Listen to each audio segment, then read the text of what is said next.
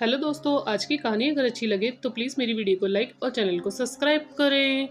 संजना अपनी बेटी को सुलाकर अभी रसोई में काम करने आई थी कि अचानक दरवाजे पर दस्तक हुई। उसने जाकर दरवाजा खोला तो सामने पति गौरव सामने खड़ा था, लेकिन उसके चेहरे पर गुस्सा साफ दिख रहा था। गौरव जब अंदर गया तो संजना ने दरवाजा लगाते हुए उससे पूछा, आज इतनी जल्दी कैसे आ गए और इतने गुस्से में क्यों हो? जैसे ही संजना ने पूछा वैसे ही गौरव ने चिल्लाना शुरू कर दिया, कैसी बहू हो तुम? तुम्हारी अपनी ससुराल वालों के लिए कोई जिम्मेदारी है या नहीं? गौरव, थोड़ा धीरे बोलो, पीहू अभी सो रही है। तुम्हें पता है ना कि वो बीमार चल रही है और क्या जिम्मेदारी नहीं निभाई मैंने, बोलो। संजना अपने पति गौरव से पूछती है, पिछले 4 दिनों से तुमने मम्मी से बात तक नहीं की, उन्हें कितनी चिंता हो रही थी। एक फोन करके उनसे बात कर लेती तो कुछ बिगड़ नहीं जाता। दूर रहती हो इसका मतलब ये नहीं कि तुम्हारी उनके प्रति कोई जिम्मेदारी नहीं है। गौरव के बात सुनकर संजना ने जवाब दिया, तुम्हें पता है ना, 2 दिन से पीहू की तबीयत खराब थी और तुमने तो ऑफिस से छुट्टी भी नहीं ली। उसे संभालना, अस्पताल ले जाना, करके काम करना, सब कुछ मुझे ही करना पड़ रहा है। अब इतने काम थे तो इसलिए मैं भूल गई। वाह, क्या जवाब दिया है।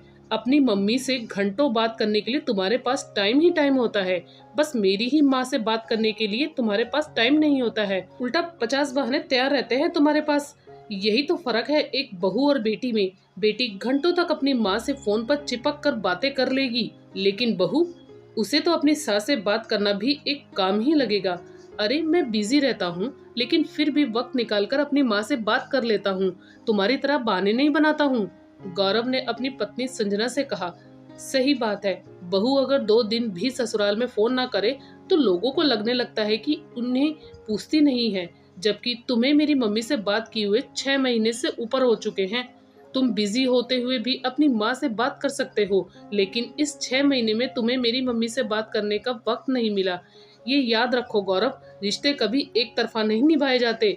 लेकिन मुझे ये भी तो हक नहीं है कि मैं ये कह सकूं कि कैसे दामाद हो तुम।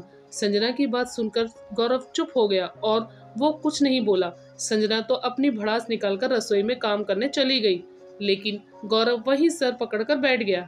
आखिर संजना गलत तो नहीं कह रही थी। उसे संजना की मम्मी से बात करे काफी महीने हो चुके थे। संजना निर्मला जी की इकलौती बेटी थी। 2 महीने पहले ही उनके पति का देहांत हुआ था। उस समय वो बिल्कुल अकेली हो गई थी। तब संजना और गौरव अपनी बेटी के साथ अपनी मम्मी पापा के घर जयपुर में ही रहते थे और गौरव का परिवार एक संयुक्त परिवार था, जिसमें गौरव की माँ, पापा, उसके बड़े भैया, भाभी और उनके बच्चे थे। तब मम्मी को अकेला देखकर संजना अक्सर परेशान रहती थी।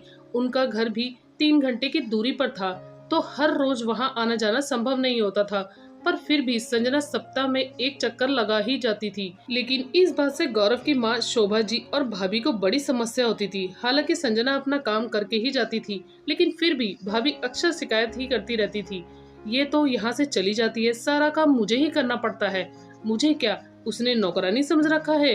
ये देख शोभा जी अक्सर गौरव को एक ही शिकायत करती रहती थी, हम जानते हैं कि समदन जी पर दुखों का पहाड़ टूटा है और वो अकेली हो चुकी है, लेकिन इसका मतलब ये तो नहीं है कि आए दिन बहू मायके चली जाए। अरे यहाँ भी उसकी कुछ जिम्मेदारी है या नहीं? कुछ समझाओ बहू को और कहो कि अपने घर की तरफ ध्यान दे। अपने बेटे से बोली।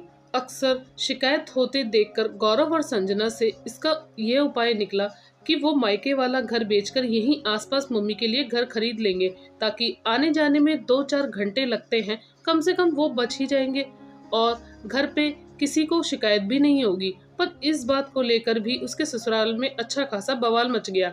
अरे अभी दूर रहती है तो इतना परेशान करके रखा है, आए दिन बेटी वहाँ चली जाती है, यहाँ पास में आ जाएगी तो छोटी बहू तो मुंह उठाकर जब चाहे तब चली जाएगी। फिर ये लड़ाई झगड़े रोज का किस्सा हो जाएगा। आखिर जब परेशान होकर संजना ने इस बारे में अपनी मम्मी से बात की तो उसकी मम्मी ने साफ मना कर दिया, बेटा यहाँ घर के पास ही तुम्हारी ताई जी और चाचा का परिवार रहता है, दिन में कोई ना कोई मेरे पास आ ही जाता है, तो कम से कम मुझे अकेलापन नहीं लगता। वहाँ तो मैं बिल्कुल ही अकेली हो जाऊंगी, इसलिए तू परेशान मत हो, मैं ठीक हूँ, उसकी माँ बोली। उसके बाद संजना और गौरव ने अपना ये फैसला रद्द कर दिया, लेकिन कुछ दिनों बाद गौरव का ट्रांसफर दूसरे शहर हो गया। अब गौरव संजना और पीहू को लेकर वहाँ शिफ्ट हो गया था। लेकिन यहाँ पर भी शोभा जी को परेशानी होती थी। उनको रोज फोन करना जरूरी होता था, नहीं तो वो फोन पर ही डांटना शुरू कर देती थी। उन्हें सबसे ज्यादा उत्सुकता इस बात को जानने की होती थी कि संजना और गौरव आखिर उसकी मम्मी से कितने दिनों में बात कर रहे हैं और कितनी देर तक बात कर रहे हैं। शुरू शुरू में उन्हें पता चला कि ये लोग तो हर रोज उनसे बात करते हैं, तो उन्होंने गौरव को डांटना शुरू कर दिया। तो किस लिए हर रोज अपनी सास को फोन लगाता है? दामाद हो तुम, अपनी इज्जत अपने हाथ में होती है। यूं हर रोज फोन लगाना जरूरी नहीं है। आज तेरी सास तेरी माँ से बढ़कर हो गई। पर गौरव बात को टाल देता था, लेकिन जब एक ही बात बार बार होती जाए तो कुछ तो असर होने ही लगता है। हर रोज से दिन का फर्क आया और कुछ दिन में महीनों का, और अब तो 6 महीने से उनसे बात तक नहीं की थी। अचानक बेटे जैसे दामाद में इतना परिवर्तन आ गया तो चिंता तो होती ही है। मम्मी का जब फोन भी आता था तो अक्सर वो पूछती, कोई बात हुई है क्या बेटा? दामाद जी नाराज है क्या? आजकल बिल्कुल बात नहीं करते। नहीं मम्मी, आजकल उन पर काम का बहुत ज्यादा प्रेशर है, अभी तो घर में पूरा टाइम ही नहीं दे पाते हैं, तो फोन पर बात क्या करें, कहकर टाल देती। संजना गौरव से कहती है तो गौरव कुछ नहीं कहता। आखिर धीरे धीरे उसने बोलना छोड़ दिया। जानती तो थी कि आखिर कौन ये सब कर रहा है, पर फिर भी वो चुप रह गई। लेकिन फिर भी अपनी सास को अपनी जिम्मेदारी मानकर हर रोज फोन जरूर लगाती थी। लेकिन अभी इस पिछले 2 दिनों से पीहू की तबीयत ज्यादा खराब थी और गौरव के पास टाइम भी नहीं था। इस कारण सब कुछ संजना को ही करना पड़ रहा था। पीहू भी 3 साल की थी, इसलिए इतने काम के बोझ के कारण संजना ने अपनी सास को फोन नहीं लगाया। लेकिन शोभा जी उसे फोन करने की जगह गौरव को फोन लगा दिया और उसे ही 50 बातें सुना दी। बहू ने मुझे 4 दिन से फोन तक नहीं किया। वो यह तक नहीं सोचती कि मुझे कितनी चिंता होती है। वो अपनी मम्मी से तो बात करती ही होगी, तो मुझसे बात करने में क्या परेशानी है? सही बात है, भला कौन बहू अपने ससुराल वालों को पूछती है। बस इस बात को सुनकर गौरव गुस्सा हो गया और इसी कारण गौरव ने ऑफिस से आकर संजना को डांट दिया। पर संजना का जवाब सुनकर वे ज्यादा कुछ नहीं कह पाया। सही तो कह रही थी, उसने अपनी जिम्मेदारी से कभी मुंह नहीं मोड़ा था, लेकिन इसके बावजूद भी उसी को सुनाया जा रहा था। रिश्ते कभी एक तरफ नहीं निभाए जाते, उसके लिए दोनों का सहयोग होना बेहद ही जरूरी होता है। माँ इतना कुछ सुना देती है, लेकिन उसके बाद भी संजना हर रोज फोन करती है। अब पीहू की तबीयत खराब है तो उसमें क्या ही कर सकती है। उसकी मम्मी के इतना कुछ कहने के बावजूद भी संजना ने उन्हें फोन करना बंद नहीं किया, जबकि उन्होंने क्या किया। खैर, थोड़ी देर बाद गौरव ने अपना मोबाइल निकाला और संजना की मम्मी को फोन मिला दिया। जब उनसे बातें कर रहा था तो उसकी आवाज रसोई तक आ रही थी, जो संजना को वाकई बेहद अच्छा लगा।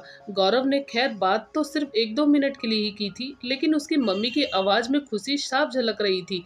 फिर गौरव ने संजना से अपनी गलती की माफी मांगी। दोस्तों, आपकी इस कहानी में क्या राय है, हमें कमेंट करके जरूर बताएं।